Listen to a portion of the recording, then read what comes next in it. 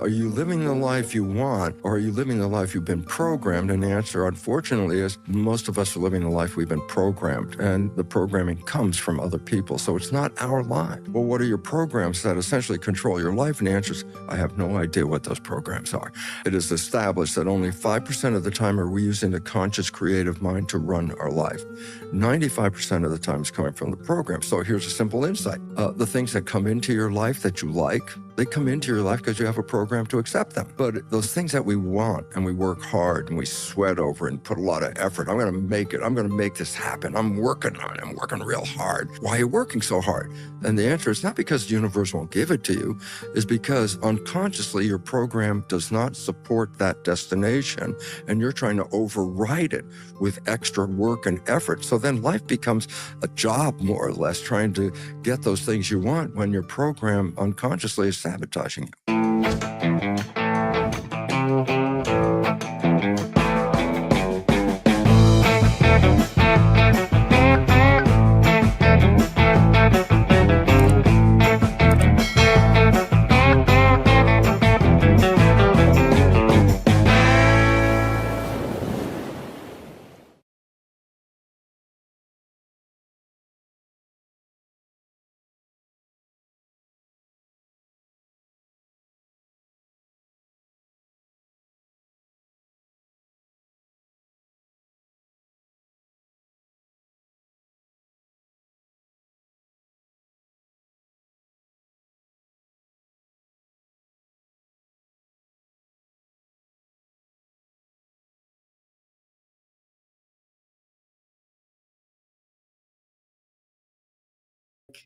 Checks all over. It's not on our side, but here we are, my friends. Thank you so much for tuning in. It is Tuesday, April 15th, 2025, out of the matrix into prime reality with a very important subject today. And thank you all for tuning in.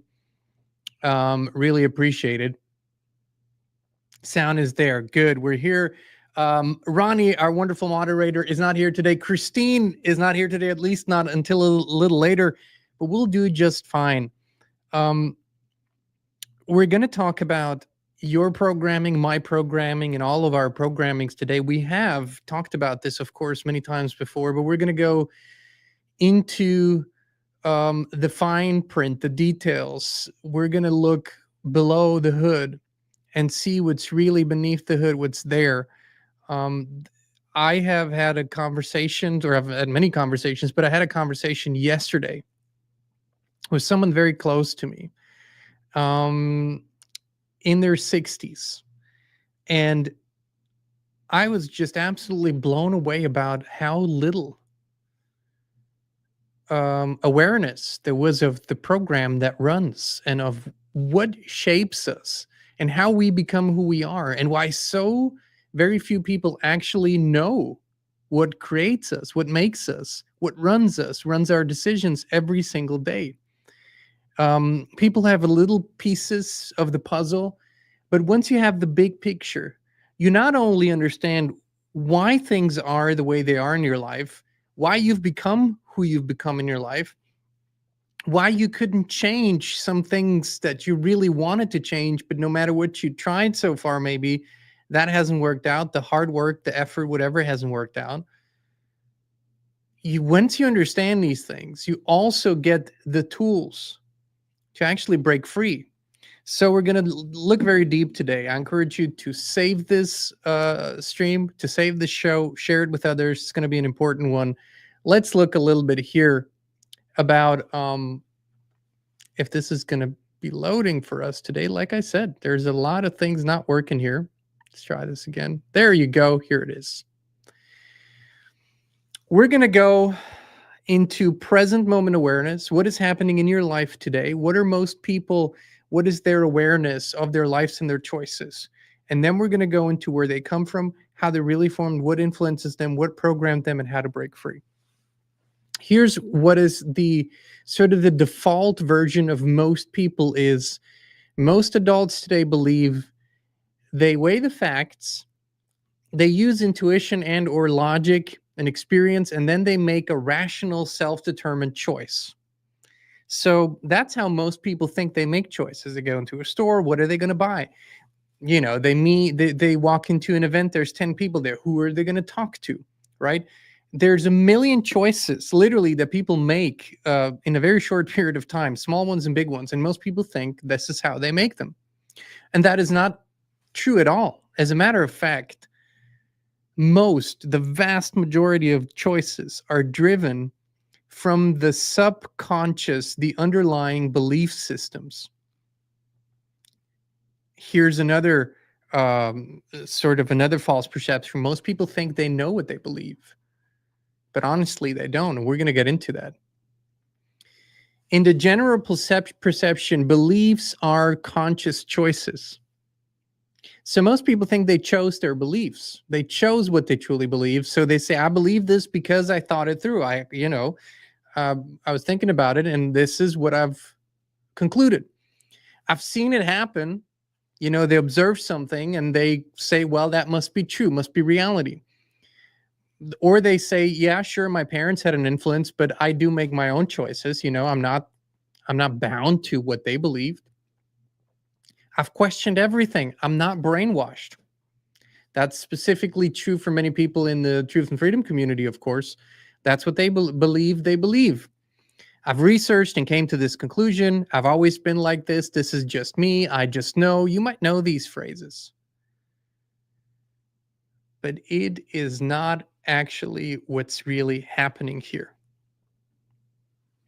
Here's how the general decision-making process really looks like, what it looks like. First, there is some sort of a stimulus, a situation, a person, a challenge, an opportunity, a choice. Something appears in your experience.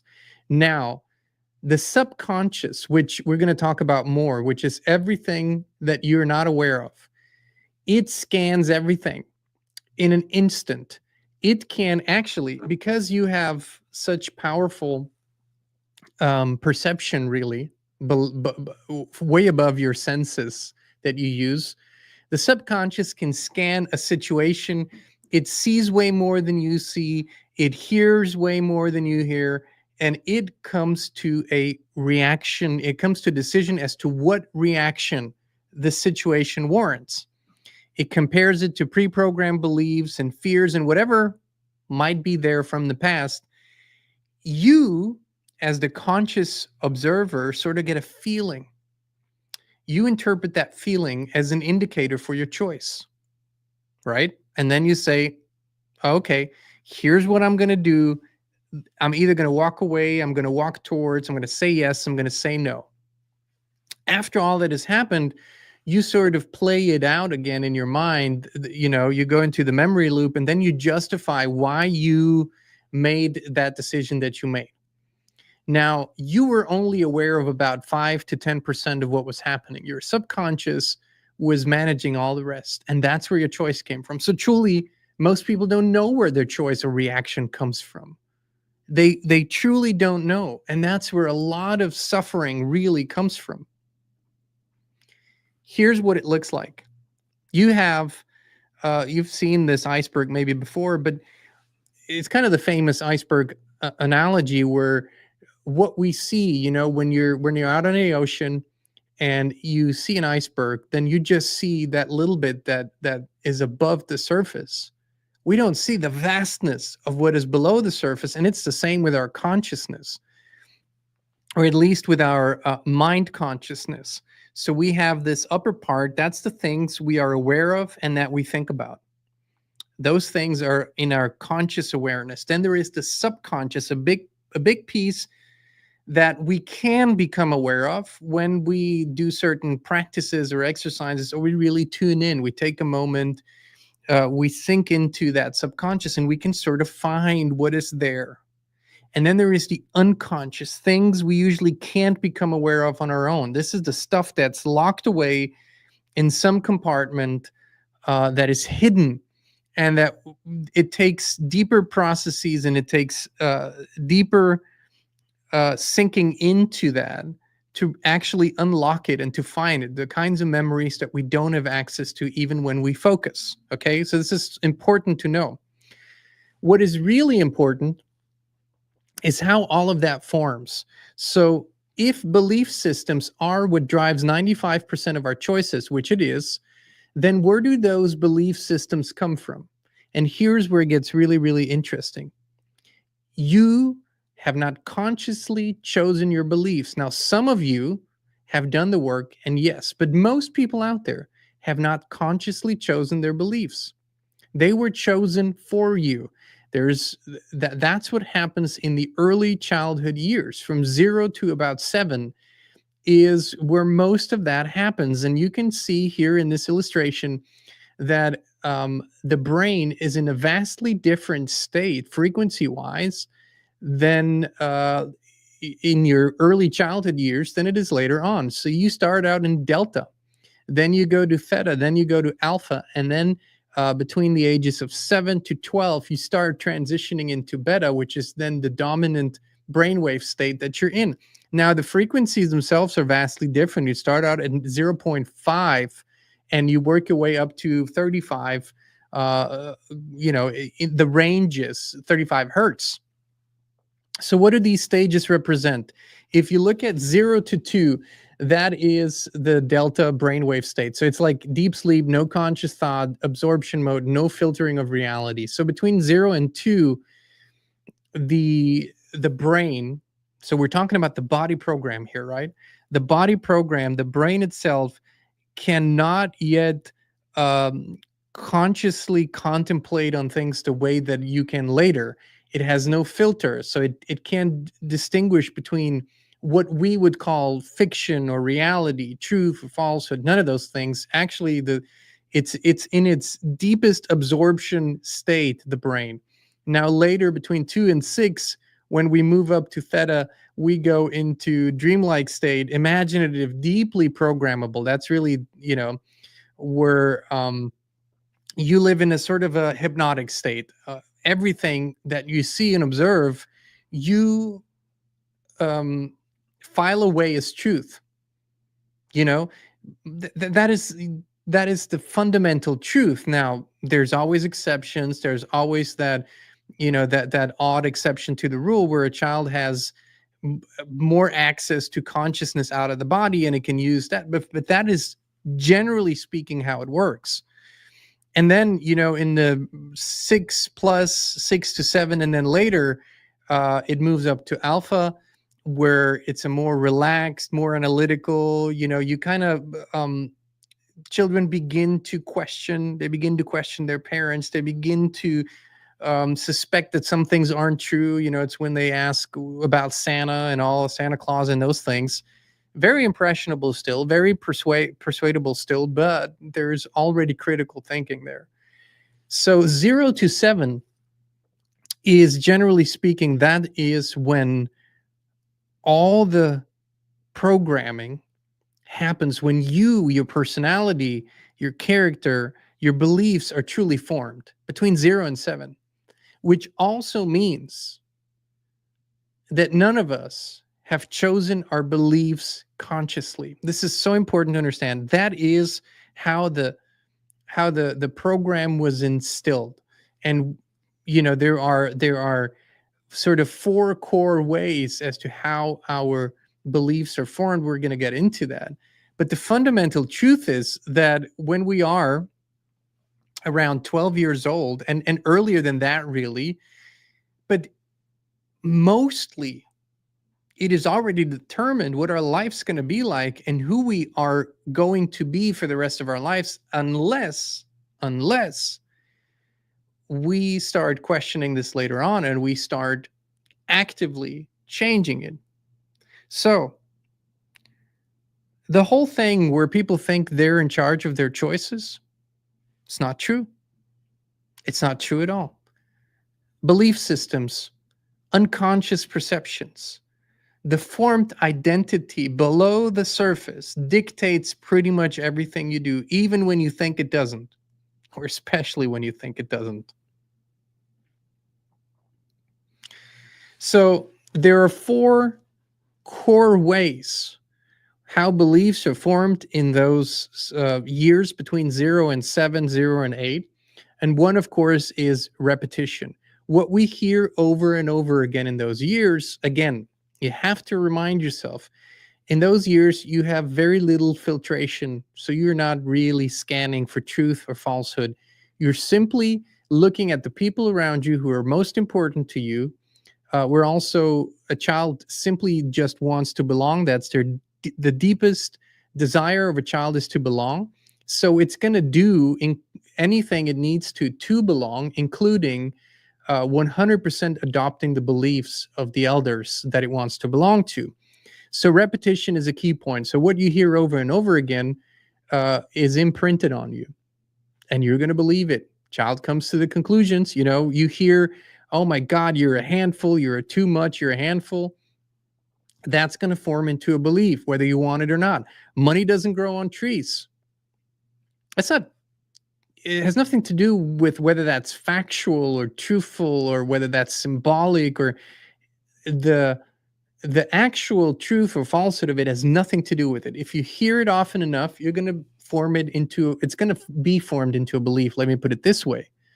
Not because it's accurate, but just because it's familiar and it happens all the time. Child brain says, I'll keep hearing this. Must be true. Okay, so that is one way that belief systems are formed. Emotional imprinting, which usually goes with the repetitions, but it deserves its own category here, where when we have strong emotional moments, then things are ingrained into our memory bank, and it also forms a belief system about any given thing. Whether that's extreme fear, extreme joy, you might know that there are memories from your early childhood or childhood that you can recollect the situation fully, and others, hundreds or thousands of other situations, you have no recollection of. Why? Because something happened, something was emotional. Maybe your surroundings had no idea, but someone made a comment to you, and for some reason that comment struck you. Might not have been even a very bad thing. It just was the wrong comment at the wrong time, and it just stuck with you. I don't know, you're so slow, or you're stupid, or any of those things that someone might say sort of in passing. But if you were in a specific state, you remembered that. You remembered what it felt like, and you carried it around, and it turned into a belief system. Even if you reject the person and the comment, it still turned into a belief system, because the child simply accepts what it hears and says, oh, this must be true. And if there's an emotion associated with it, then there's sort of this autonomous programming below the surface that simply does that. It creates that belief around this. Emotional intensity acts like a neural highlighter.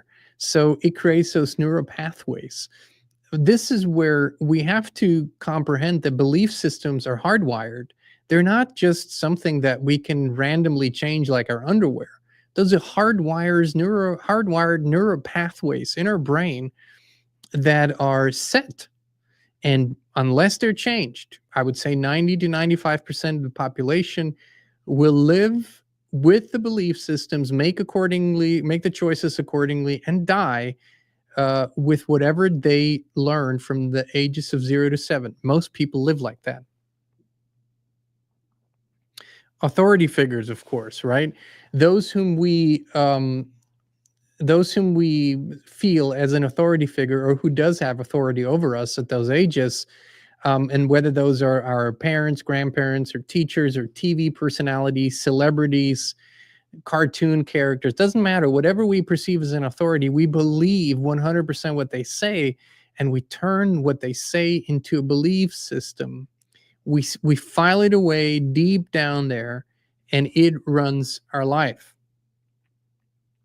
And then, of course, a massive one that is completely misunderstood by most people, and of course nobody wants to go there, but this is the biggest tool for programming in sort of the dark forces way. This is the biggest tool to use, because a long time ago, this inverted form of consciousness, dark forces, if you will, when they studied our behaviors, when they studied our reactions, they realized that when a deep wound is inflicted in our early childhood years, between the ages of 0 and 7, or repetitive wounds, when repetitive trauma happens, then you can much easier program and control the child and later run those programs in an even more sophisticated way.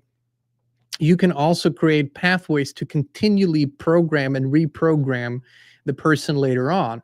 And so trauma is induced um, on most everyone. And we also have this sort of this loop behavior where we traumatize each other, and the unhealed generation traumatizes the next generation. And that can be verbal, physical, sexual, spiritual abuse. I mean, there's all kinds of ways to do it. But trauma is probably the number one source of not just all suffering, but also um, the inability to truly observe and reflect on reality properly. So, we have so much to learn, so much to discover about trauma. It's quite astonishing, actually.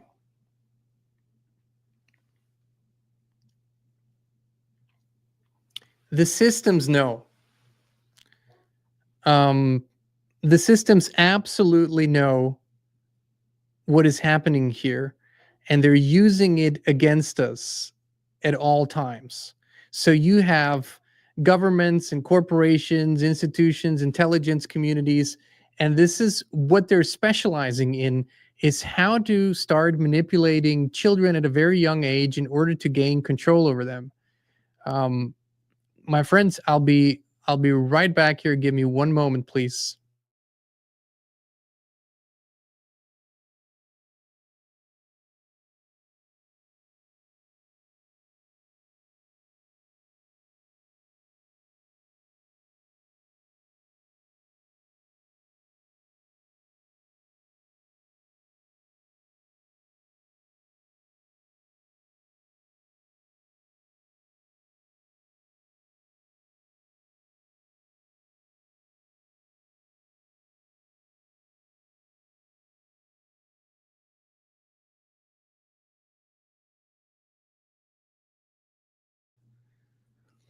That is a first, and that might sometimes happen, unexpected things. So, many people have said, whether those were politicians, philosophers, or teachers, have said that give me the child and I'll not just show you the man, I will control the man. And so all of this is being weaponized against us. And of course, the governments don't call it weaponization, they call it something different. They call it education. Joseph Stalin said, education is a weapon, the effect of which is determined by the hands which wield it, by who is to be struck down. In other words, whether that's people like Hitler or Stalin or today's leaders, they know that the only way to know what kind of population you get, and the only way to know how people will react and behave, is to make it so, to control the education, to control what they're exposed to and the information that they get. We all know now that schools were not designed to teach or to educate, but to indoctrinate. And that doesn't mean that the teachers out there are bad or have evil intent or anything like that. They're part of the machine. They don't choose the curriculum. They don't choose what to teach. They don't even choose how to teach, really. They are the tool that fulfills the program, believing they're doing something good, most of them anyways. So that's why in the last 50 years or so, or 60 years, the ages of the ages have come down of when children enter the educational program. Kindergarten, that used to be 4 or 5, maybe for a year. That's now down to pretty much either kindergarten or childcare from the very beginning. Of course, the entire system has also been shaped so that mothers usually can't stay with their children anymore, parents can't stay with their children. And when the children are raised by somebody else who follows a program, well, that is the recipe on how you shape those belief systems and those core beliefs in a child. Mainstream media, of course, we've talked about this a lot, the manipulation of entertainment, of the sorry excuse for art and music today, and how it's being done. It's really the repetition, the emotion, and the perception that this is reality, right? This is what you need to know, that we often look at cartoons or entertainment programs or something like that, that children are exposed to, and we think, oh, that's just make believe, or it's just a cartoon. For children, there's no such thing as thinking, oh, that's just a cartoon. They see it, they believe it, it's truth. Forms into a belief system. Social conditioning, shaming, the labeling, conspiracy theorists, independent thinkers, that's how it's being portrayed in the media. So children from a very early age say, oh, if you're questioning things, if you think that's not true, you're weird, you stick out, that's not a good thing to do. And then, of course, we get into the specific programs that were developed over decades and centuries that most people know as MK Ultra or Project Monarch, and of course the much older ritualistic abuse that comes from this dark force inverted consciousness, where there's a specific method to unlocking the mind and programming things into the mind, creating literal robots, bio robots. And we've had our dear friend Kathy O'Brien on many times, who was in Project Monarch, MK Ultra, until the age of 30. She didn't have a free thought. She didn't know how to think. She was a perfectly programmed machine with torture, trauma, abuse, and very sophisticated techniques. Now, this applies to more people than we would like to believe, because these methods have been perfected and have actually been brought to the point where you might not always need to have full access of the person physically. Today, the tools have become much more sophisticated, and you can have direct influence on the brain, on the thought patterns. So what remains is that mostly this programming, they want to happen between the ages of 0 and 7. And when they can do it, they have the best results with that. Then, of course, mass trauma events, predictive programming, you know how that works, whether that's the films, the shows, the pandemics, the 9/11s. And we've had this discussion about what the COVID babies, if you will, so the children that were born around that time, or that were babies and toddlers between 2020 and 2022, 23, imagine the kind of programming that they have received, with everybody running around masked, people being afraid of each other, staying from away from each other, people, the way that they behave violently if someone didn't conform with their beliefs, family division, plastic barriers and plexiglass and all that crap. Now, that's a thing that shapes an entire generation.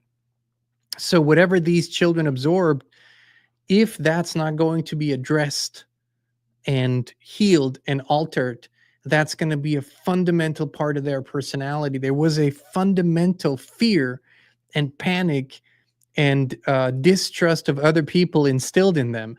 And now folks are going to say, well, it hasn't really bothered my child or my grandchild. She's recovered well. Oh, children are very, very resilient. That doesn't mean that the belief was informed and that it's not going to completely show up later as a pattern in their lives. That's most definitely something that needs to be addressed.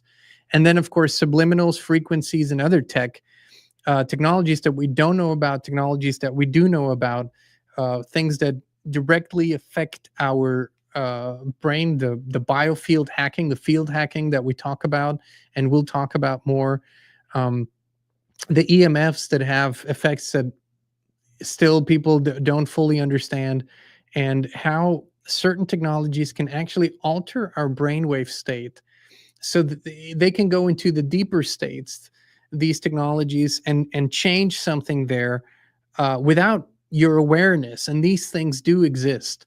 And so we are as adults uh, up against a sophisticated level of programming. But, and here's the good news, there's nothing that cannot be changed, reprogrammed, or altered. And this is, of course, why we're having these conversations. The question is, how do we break free from those patterns? And the first thing that we must understand, really, is that positive thinking alone isn't enough. It isn't enough to simply say, oh, I know this now. I intellectually understand that I was programmed as a child.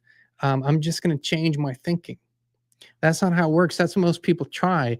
And that's why, for example, affirmations just in and of themselves don't do much. And that's why most people have very limited success with affirmations if it's not done, not done properly and in the proper order of things. And the first thing is really, number one, before we go into the how, is really, there is no room for judgment, for guilt, or for shame in this. You are not responsible for the programs that you were programmed with. You're not responsible for the belief systems that you absorbed as a young child. You can't be. And even if it is tempting to blame our parents and blame our grandparents and blame our teachers, the truth is they did the best they could with what they had. Even if they behaved horribly, that's still a fact. And they didn't know any better. Otherwise, they would have done better. That sort of is a general statement, but it is a truth. So the guilt and the shame and the blame game, it just doesn't do anything. It doesn't help us. We are not responsible for what happened to us at that time, but we are responsible for what we do now with this knowledge. And knowledge is worthless until it is applied. So it isn't enough to just know how this works. You have to actually be willing to put into action a plan that will allow you to shift. And this is the conversation that I sort of had yesterday with a person close to me, where I said, well, if you don't know what you're dealing with, you don't know what you need to change. And how would you know that you need to change? Your life is stagnant. That's a surefire sign. You want to move, you want to change something, you want to create a shift or start something, but it isn't happening. It's not working. No matter what you try, how hard you work, it isn't playing out. That is a surefire sign that there's a deep belief system in a program down below that is holding you back. So that's one thing. The other thing is you are extremely attached to your story. Maybe, or someone like that, that you sit down with, and pretty much every time they tell their story, what happened to them and how they have all these physical conditions or other conditions and how that's keeping them. And they're always repeating those stories. And they're also always saying that's why they can't do anything different in their lives. And that's why their situation is so unique and so special. And the truth still remains that they're talking about something that happened in their early childhood years, and that's now playing out in their lives. They have a huge attachment to that story, and unless they change it, unless they're willing to accept that isn't reality, it isn't the truth, it's just their story and it can be changed, that's going to be their life. So those are sort of things that stick out. And the third one really is it's a self-sabotage pattern where there is something good that happens and you meet someone or an opportunity or a new business endeavor, whatever it is. but every time it seems to not work out in the end, or some piece is missing, and whatever you try and do, it just for some reason never really works out. It's like it's cursed. Those are all really strong signs that there is a fundamental block and a fundamental belief system that keeps you from moving forward. In other ways, whether you want to hear this or not, there's nothing outside of you, usually, that needs to be changed or that is responsible for why things are not working. There's a caveat here. There's sort of this is a disclaimer. If you are in a situation where you are actively experiencing abuse in any form, you need to remove yourself from that situation immediately. Now, that's absolutely clear. You cannot stay in a situation if you are experiencing abuse. First thing, remove, then all the rest. Okay, so that's the disclaimer for that kind of situation. But you have to become aware. And this is really the first step. Become aware, because you can't change what you cannot see. You have to start observing yourself as if you were your friend or your neighbor, and you're just looking at yourself. And you go, okay, why am I reacting this way? Why do I say yes when I want to say no? People pleasers do that, or caregivers. They're asked a question. They actually don't want to say yes, but they feel like they can't help it. And then they have all these excuses. I'm a good person. I just have a good heart. I'm just too generous. People need me. I'm a natural helper. Bullshit. It's some belief system that was formed when you were little. You observed someone who behaved that way, or you had a conclusion from a behavior, and that's what you now believe. And now you're crossing your own boundaries all the time, saying yes when you actually mean no. Scarcity thinking. Nothing is more common than people observing something in their childhood and then thinking, okay, well, money's evil. Rich people are all assholes. They're evil. They're part of the cabal. They're the one percenters. Everybody's just greedy. And, the truth is, these are all sort of excuse beliefs that people form, or let me say excuses that people form because their financial life or their abundance life is non-existent, or is lacking. And so, yes, you can beat yourself up about it, or others. Oh my goodness, why are they charging? They should do this for free. It should all be free. We shouldn't charge each other. The truth is that people who are in the flow of abundance have none of those thoughts and none of those beliefs. They're not bad because they're in a flow of abundance. They're not evil because they're in a flow of abundance. It doesn't define them necessarily, but they have no scarcity beliefs. All of the universe is abundance. All of even this realm is abundance. Nature is natural abundance. If we are cut off from that, if we're cut off from abundance, if we're cut off from being in the flow of things, it's because our beliefs are keeping us from it. So that's where we have to go. We have to first become aware of the pattern. I would encourage you to keep a journal close by. And whenever you feel like something is coming up, a bill, whatever, something that stresses you out, sit down, open that journal, and really say, what do I believe about this? What do I really believe about money? What do I really believe about abundance?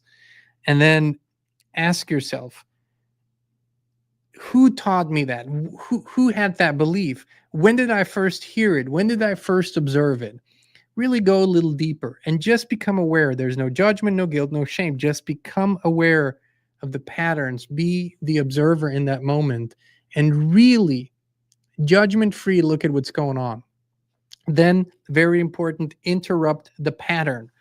Once you become aware of those patterns, it requires conscious interruption.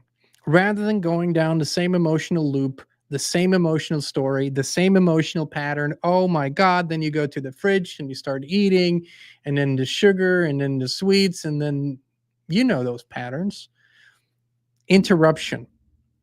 When it arises, do something that is different. Do 10 push-ups, clap, Sing, do something, take a shower, take 10 deep breaths, do something that interrupts the pattern. Physically, do something that interrupts the pattern. It's very, very important. And then say, this is not who I am. It's just a belief and I'm observing it. This is not my reality. It's just a reaction and I'm observing it. Okay? Pattern interruption. When you notice that the same old thing starts to happen, do something. In the beginning, I used to have this little ritual where I wanted to interrupt a specific pattern of emotions and beliefs. And every time I started drifting into it, I started doing sit-ups until I got really tired. It was just something that physically changed where I was at. It changed my pattern of thought and it focused me on what I was doing.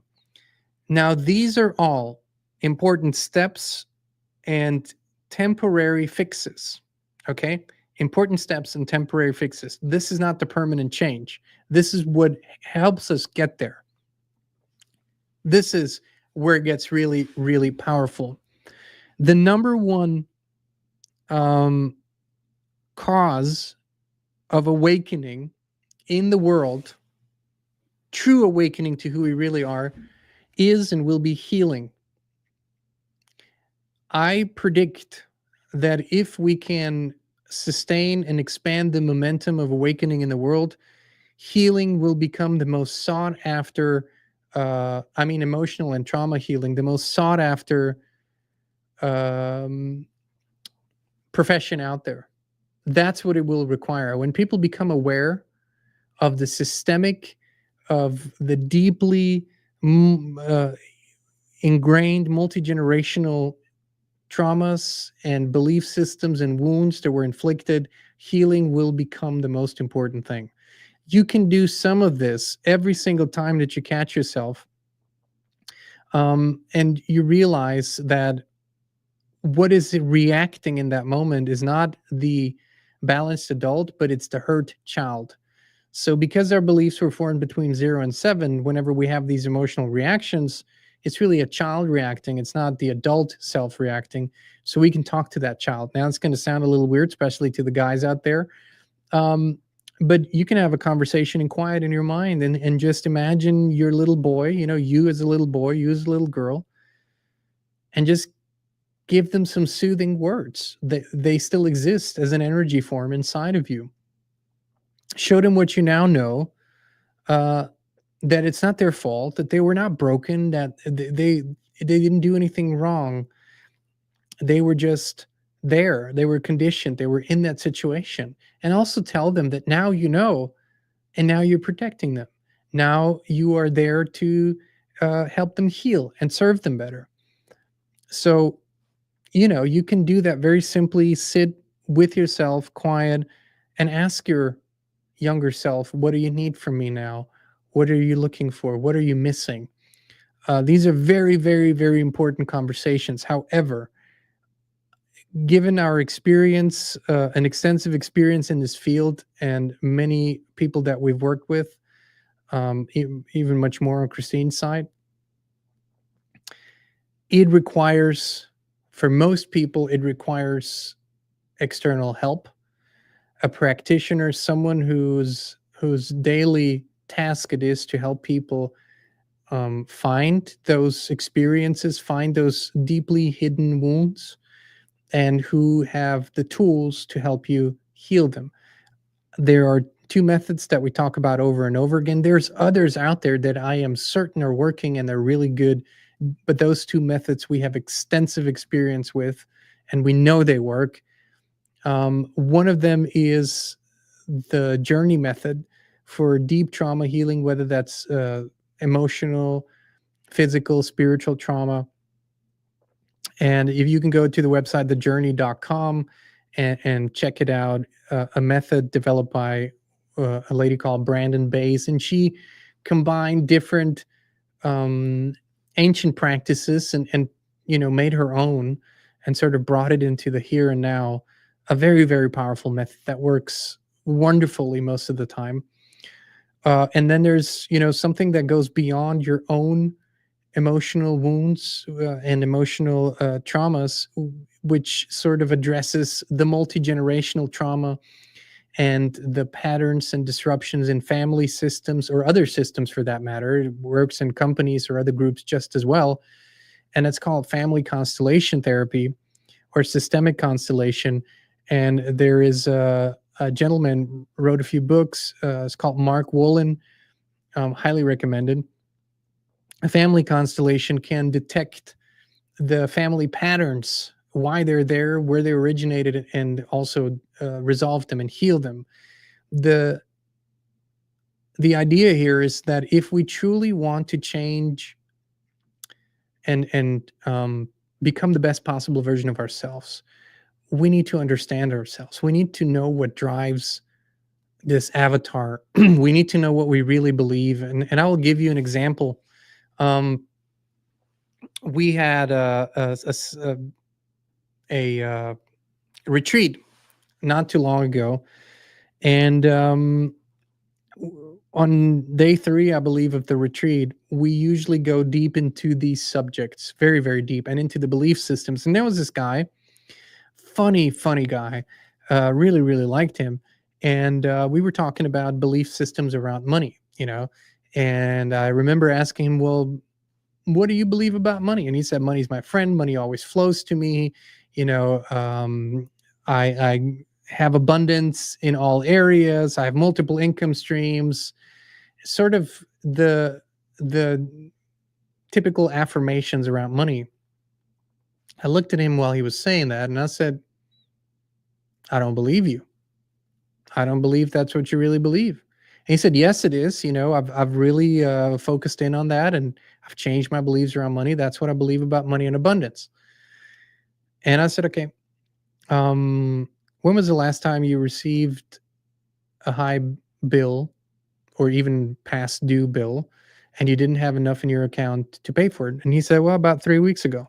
I said, okay, close your eyes. I said, did it come by mail? He said, yeah. I said, okay, I want you to remember when you were standing at the mailbox and you saw that bill, walked through the house, you checked it out.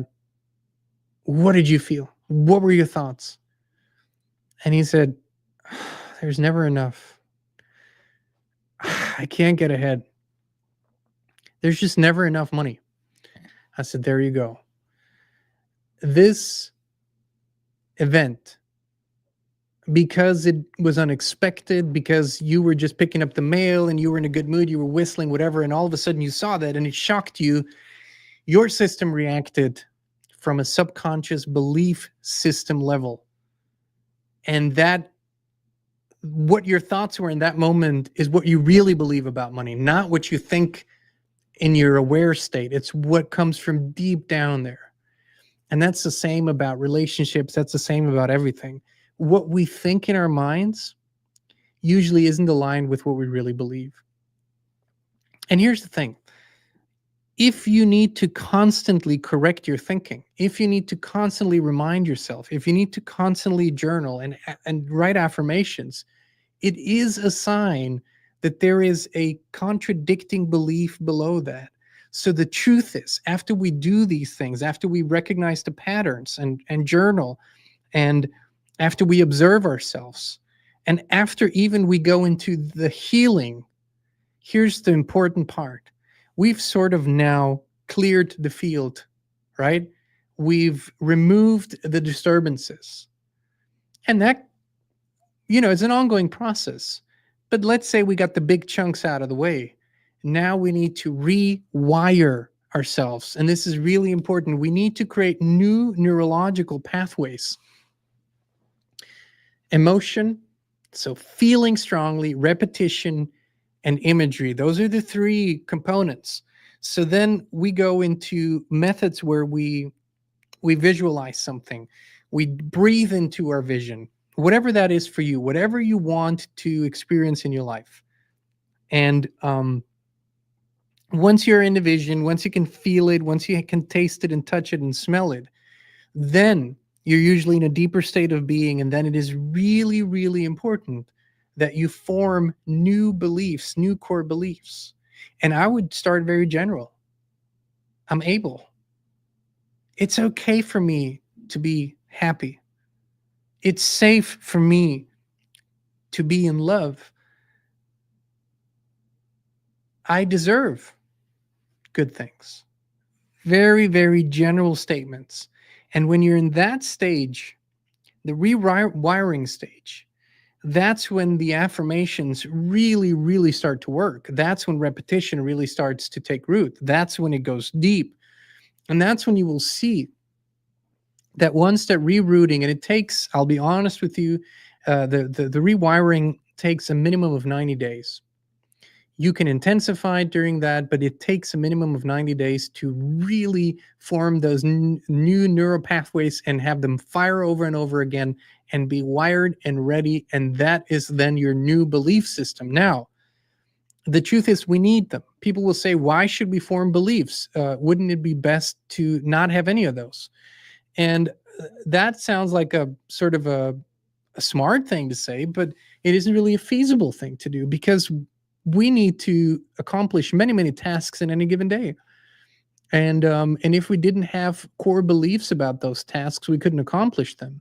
It starts from making coffee and turning the coffee maker on and tying our shoes and driving the car. And if you drive a stick shift, then you have the clutch and the gas and the stick and the steering wheel and everything else.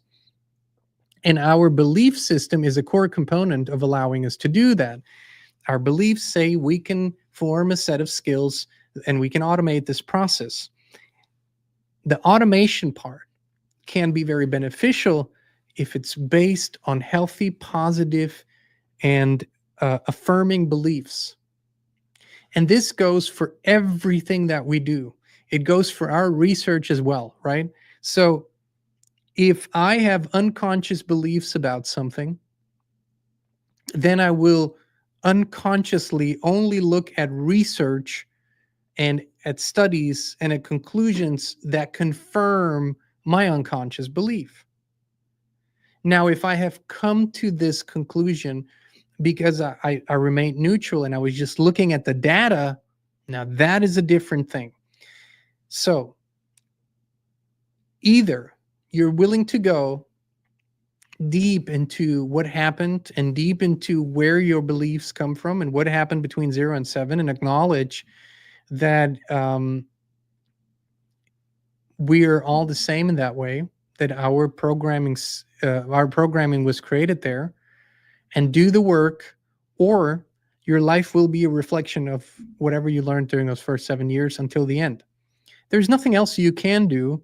There is no other factor that is more important than this. And that's why most people resemble the lives of their parents a little later in life. So 40 and upward, most people start to resemble their parents' lives. Whether that was good or bad doesn't matter. It's because it's a program, literally a program, just like a computer program. So we have to become aware. We have to recognize it. We have to go to the root of it, heal it, rewire. And just knowing this, just clicking away from this video and saying, hey, I understand it now, won't do a thing.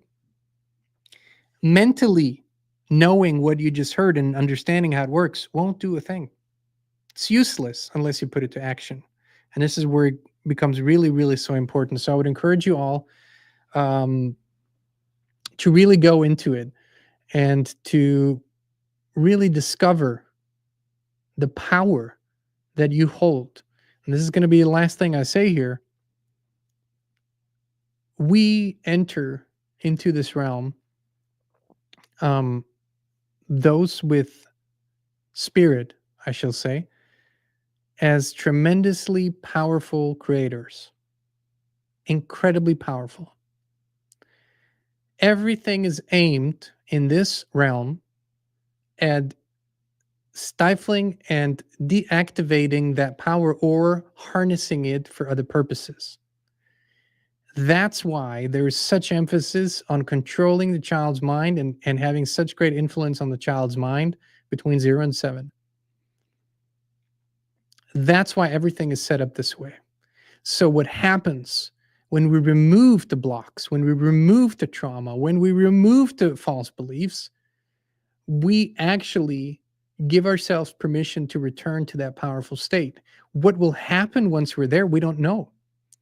We can't know before. We don't even have the imagination for it. We don't even have the capacity to think about it properly. We first have to cut all those cords, and we have to do it. Then how high the balloon, the hot air balloon can fly is beyond our imagination, and we will experience it. In other words, I don't care if you're 19 or if you're 83. There is nothing that cannot be undone and changed now, and there's no telling how good it can get and how expansive it can get and how wonderful your experience of life can be. That is a truth. I've seen it over and over again. Age is a number, but not a limiting factor. So, my vision of all of our wonderful viewers and tribe is always and has been to see you all healthy and wealthy and whole and free. You remember that mantra? I really meant that. And that is my vision of you all, to live in the best possible way that you can, and to have the best possible experience, and to be the best possible version of you. Now I'm holding that vision for you. Now the question is, are you? There is a bonus tip, and those of you who've already done this know this. You're living the life. Oops, that's the wrong one. Here we go. The bonus tip is this here, and I would just give it a try, especially if you're going to go into this pattern interruption and observation and disruption part. Is I would take advantage of the free trial of FLFE, the High Consciousness Field Service, because whatever you do, anything you do, it is easier in the field when there's a high consciousness field at all times. It's like your home is being transformed into a sacred site. I would encourage you to give it a try. If you can't stay on beyond the 15 days, that's totally fine. It will do so much because it helps you clear old energies. It helps you see the truth clearer. It helps you get to the point clearer. So if you can only do this for the free trial, please do it. Sign up for the free trial and start your work today. It's like such an amplifier. And I would really encourage you to take advantage of that. Just go to highconsciousnessfield.com, give it a try. This is, in terms of consciousness raising, changing of our belief systems, transformation, this is one of the most powerful things we could possibly help ourselves with. It's not doing the work for us. It's just providing a field that helps us greatly to do it. All right, my friends, thank you so much for tuning in. Thank you for being with us again. If you have any questions or comments, anything that needs deeper clarification, or is any confusion, maybe just leave us a comment and we'll talk about this again in the near future. Much love. We love you and we appreciate you. We'll be back with you again very, very soon. Listen, right now you could be only a few clicks away from experiencing something amazing, something that has changed thousands of lives all over the world. I'm talking about a high consciousness field similar to those at pilgrimage sites and sacred places. It's where people go to heal, to connect, and to become the best possible version of themselves. With FLFE, you can bring such a high consciousness field into your home right now. It's a spiritual quantum technology based on the work of Nikola Tesla. Better sleep, more energy, greater well-being, improved finances, electrosmog mitigation. These are only some of the things people on the FLFE service are experiencing. Try it now for 15 days completely free of charge, no credit card needed. Just click on a link down below to start your free, no strings attached FLFE trial right now.